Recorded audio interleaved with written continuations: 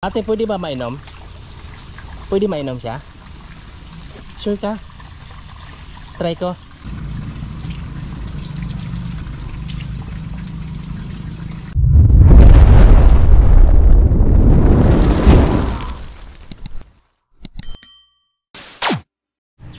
Okay, mayong adlaw Davao at magandang buhay sa lahat na nakapanood nitong video. Itong video natin na ngayon, ating ipapakita itong flood control project ng Davao City, no? So ang exact location nito guys is Purok 7, Matina Pangi, Davao City. At pasensya na rin po kayo, medyo mix yung lingwahe natin nga ginamit natin ngayon kasi may nag-request sa atin na kung po pwede yung nasa baba, nasa taas ng ng screen ninyo, kung po pwede daw itagalog natin para maintindihan kasi hindi naman daw lahat na nakakaintindi ng Bisaya. So yun guys, no? So mix yung lingwahe natin ngayon. Again, mayong adlaw at magandang buhay sa lahat. Kung mapansin natin guys, itong mga flood control project dito sa under ni Congressman Pulong Duterte ng District 1 ng Davao City is may mga railings, yung mga flood control project. So pwede usable siya sa lahat ng mga constituents na dito na dumaan para mapalapit doon sa kanilang mga kabahayan.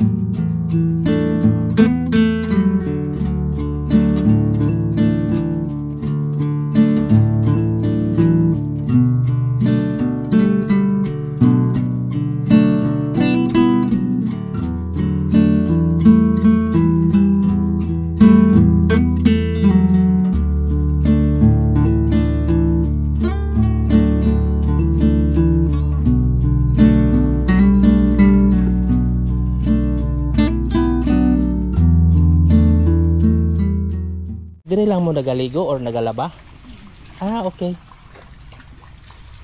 So guys, ito po yung kasali sa flood control project, which is potable naman yung tubig kasi may naliligo dito, naglaba, pwede maligo. Ate, pwede ba mainom? Pwede mainom siya? Sure ka? Try ko. So, sabi ni ate, pwede daw yan mainom, libre lang po yan. So wala po siyang idea kung galing ba siya sa DCWD or spring water lang siya, basta pwede daw mainom. Okay, so guys, itry natin mainom. Galing po yan sa gilid ng flood control project dito sa Purok 8 na Matina Pangi, so under sa District 1. So malamig po ang tubig kasi napansin natin galing po siya sa ilalim ng tulay. So hindi ko alam kung saan galing itong tubig, or galing ba siya ng Davao City Water District, or isa lamang po siyang spring water.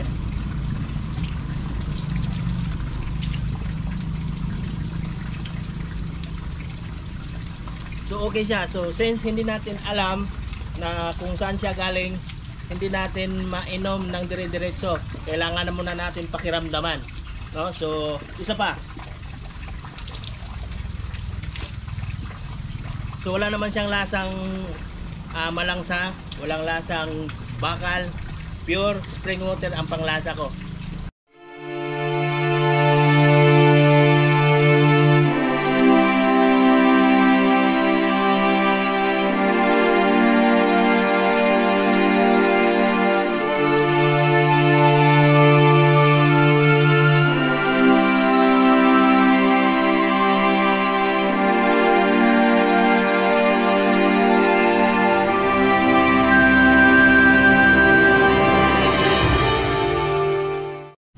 So ito yung kabilang side ng tulay, napakaganda tignan. May railings, nasa 5 feet yung lapad ng flood control project. May mga sagingan. Yan yung portion ng ilog, no? So dito yung tulay. So actually yung itong tulay, pinagsabay itong paggawa ng flood control project, which is ang sabi-sabi dito, itong tulay na ito is dati lamang po gawa sa kahoy. So 1 lane lang po siya.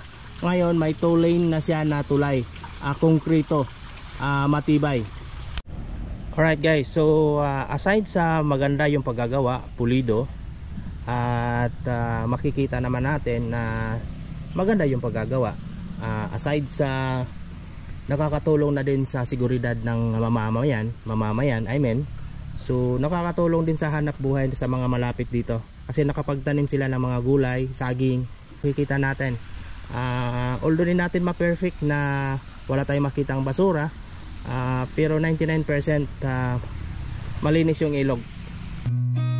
I've seen a lot of change, been through a lot of pain. Some things are not the same as they were a year ago, but all will be okay.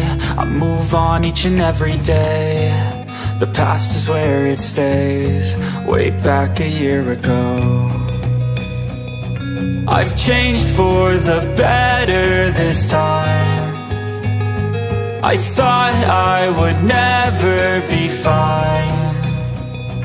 I strive just to say I'm alright, and for the first time in a long time I'm alright. I've seen a lot of change, been through a lot of pain. Some things are not the same as they were a year ago, but all will be okay.